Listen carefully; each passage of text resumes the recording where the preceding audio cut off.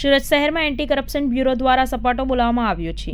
સુરતના કાબદ્રા પોલીસ મથક હદ વિસ્તારમાં રહેતા એક ફરિયાદી યુવાનના સંબંધી પર પોક્સો હેઠળની ફરિયાદ દાખલ થઈ છે, જેમાં 4 જેટલા લોકો લાજપોર જેલની અંદર બંધ હતા, જેથી ફરિયાદીએ ભોગ બનનારના પિતા સાથે સમાધાનની વાત કરવા માટે જણાવ્યું હતું, જેને લઈને કાબદ્રા પોલીસ મથકમાં ફરજ બજાવતા કોન્સ્ટેબલ જયદીપ પાટીલે ફરિયાદી પાસેથી 15,000ની માંગણી કરી હતી। આ 15,000 રૂપિયા માંગી ભોગ બનનારના પિતા સાથે સમાધાન કરવાની વાત કરી હતી।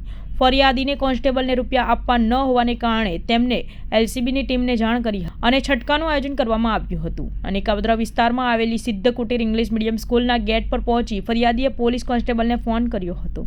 ત્યારબાદ પોલીસ કોન્સ્ટેબલ વધી તેમનો એક વચેટિયો સુરેશ વાઘજી હિરપરા લાંચની રકમ સ્વીકારવા માટે આવ્યો હતો। ફરિયાદીએ સુરેશને 15,000 આપ્યા। તે દરમિયાન જ ત્યાં હાજર એલસીબીની ટીમે કોન્સ્ટેબલ વતી સુરેશને લાંચ લેતા રંગે હાથે ઝડપી પાડ્યો હતો।